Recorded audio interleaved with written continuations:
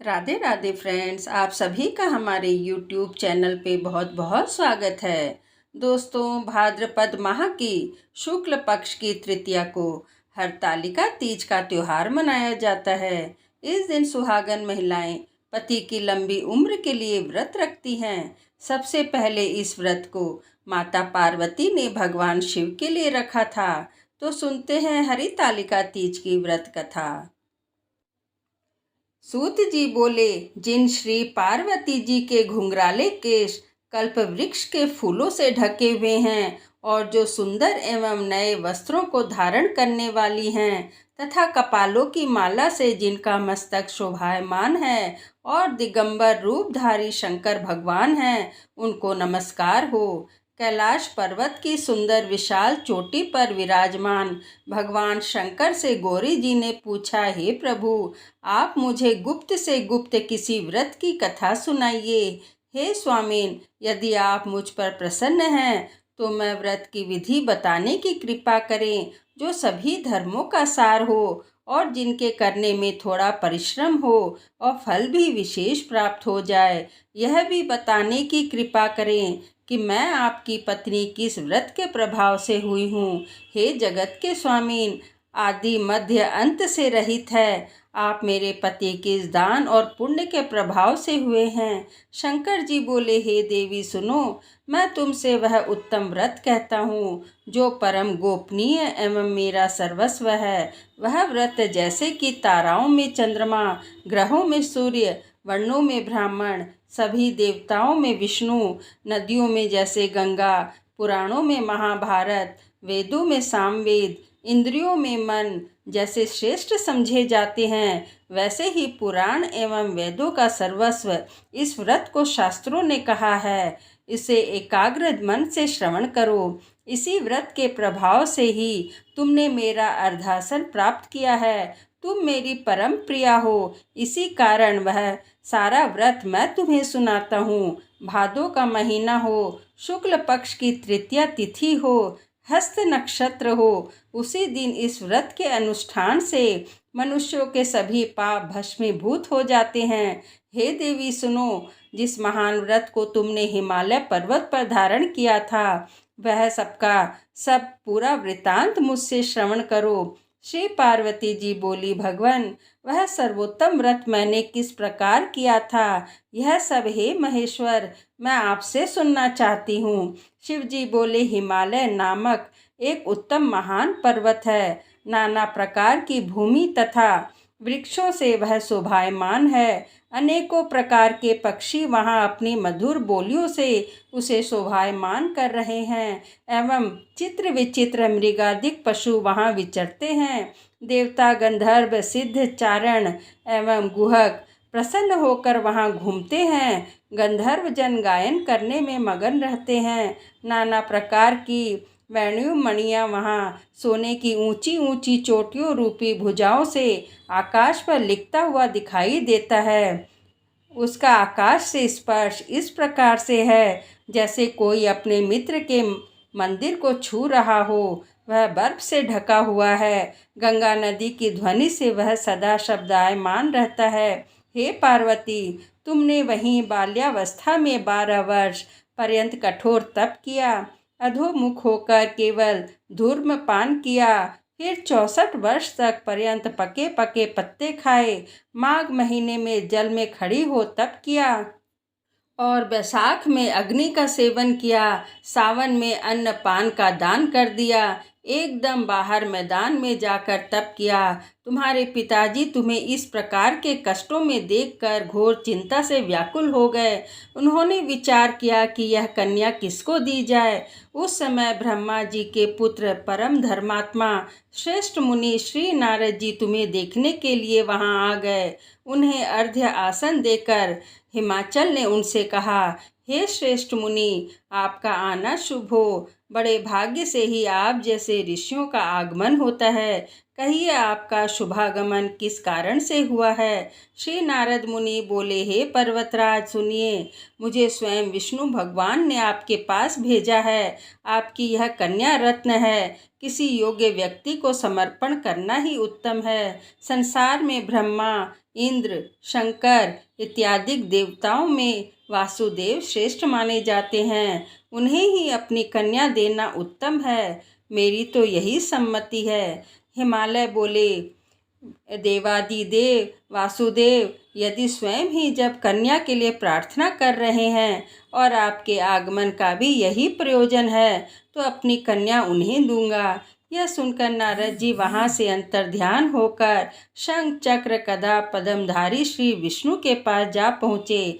नारद जी बोले, हे देव, आपका विवाह निश्चित हो गया है।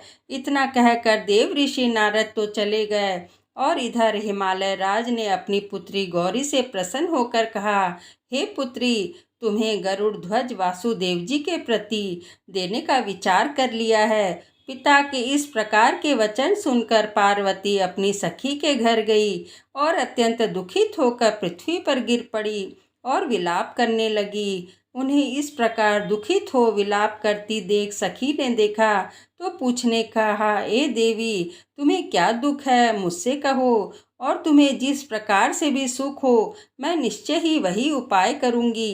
पार्वती जी बोली, सखी, मुझे प्रसन्न करना चाहती हो तो मेरी अभिलाषा सुनो। हे सखी, मैं कुछ और चाहती हूँ और मेरे पिता कुछ और करना चाहते हैं। मैं तो अपना पति श्री महादेव जी को वर चुकी हूँ, मेरे पिता इसके विपरीत करना चाहते हैं। इसलिए हे प्यारी सखी, मैं अब अपना देह त्याग कर दूंगी।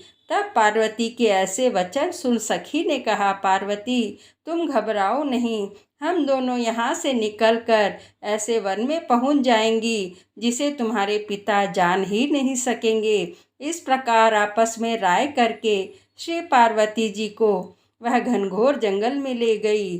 तब पिता हिमालय राज ने अपनी पुत्री को घर में न देखकर इधर उधर खोज किया, घर घर ढूंढा, किंतु वह न मिली। तो विचार करने लगे, मेरी पुत्री को देव दानव किन्नरों में से कौन ले गया। मैंने नारद जी के आगे विष्णु के प्रति कन्या देने की प्रतिज्ञा की है, अब मैं क्या दूंगा। इस प्रकार की चिंता करते करते मूर्छित होकर गिर पड़े।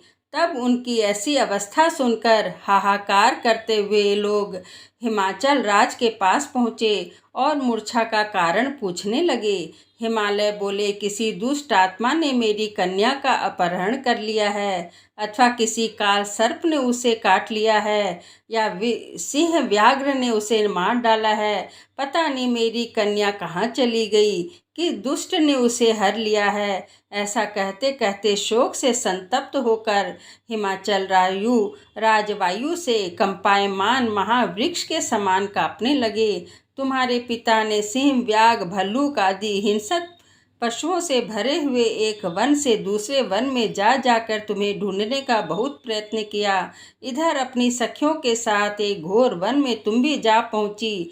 वहां एक सुंदर नदी बह रही थी और उसके तट पर बड़ी गुफा थी जिसे तुमने देखा। तब अपनी सखियों के साथ तुमने उस गुफा में प्रवेश किया।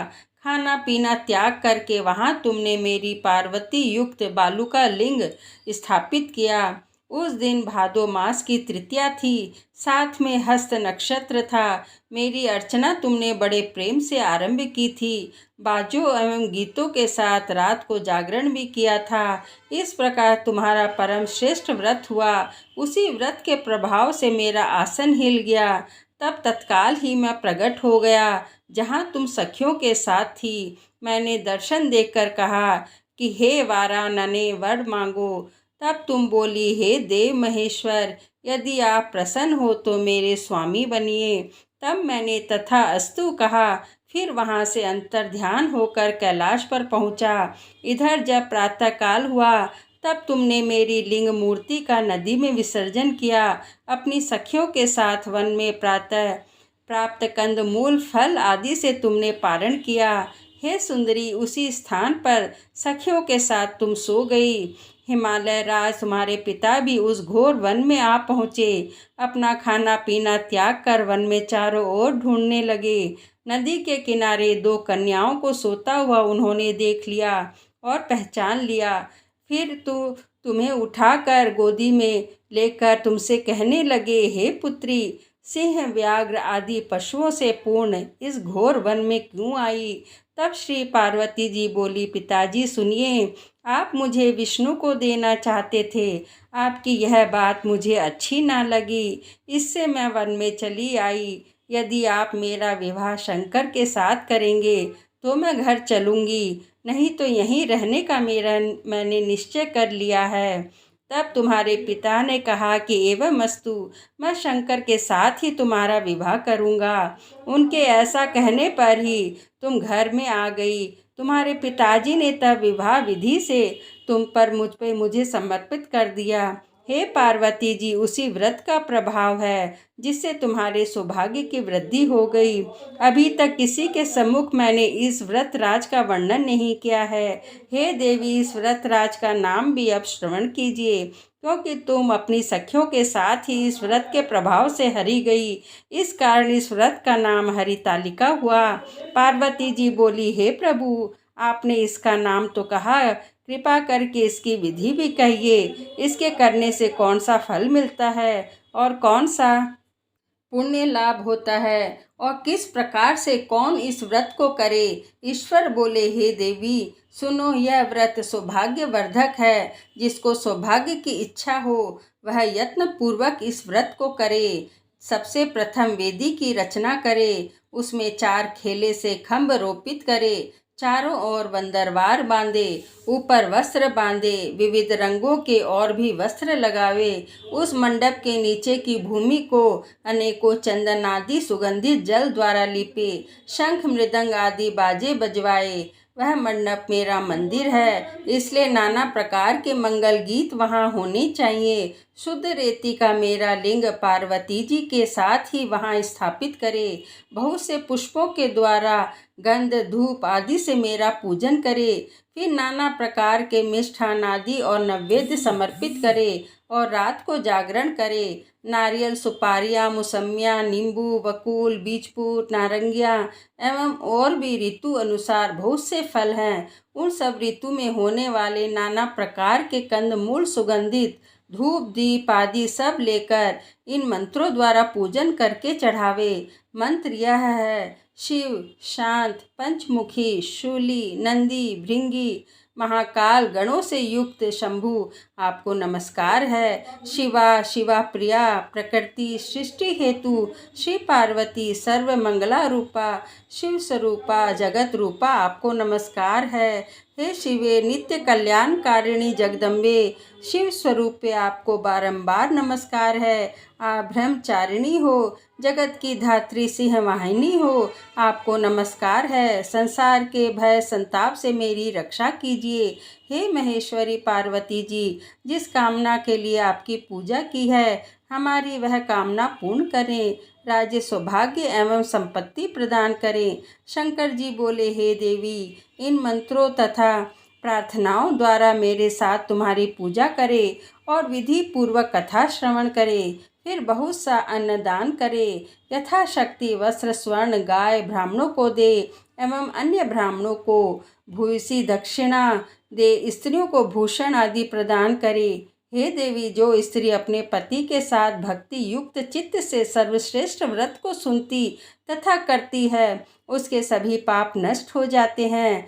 7 जन्मों तक उसे राज्य की प्राप्ति होती है, सौभाग्य की वृद्धि होती है। और जो नारी भादों के शुक्ल पक्ष की तृतीया के दिन व्रत नहीं धारण करती, आहार कर लेती है, वह 7 जन्मों तक बंध्या रहती है एवं जन्म जन्म में विधवा होती है। दरिद्रता पाकर अनेकों कष्ट उठाती है, उसे पुत्र शोक छोड़ता ही नहीं है। और जो उपवास नहीं करती, वह घोर नरक में पड़ती है। अन्न के आहार करने से उसे शुक्री का जन्म मिलता है, फल खाने से वानरी होती है, जल पीने से जौंक होती है, दुग्ध के आहार से शतपणी होती है, मांसाहार से व्याघ्री होती है, दही खाने से बिल्ली होती है, मिठाई खा लेने से चींटी होती है, सभी वस्तुएं खा लेने पर मक्खी हो जाती है, सो जाने पर अजगरी का जन्म पाती है, पति के साथ ठगी करने पर मुर्गी होती है। शिवजी बोले, इसी कारण सभी स्त्रियों को प्रयत्न पूर्वक सदा यह व्रत करते रहना चाहिए।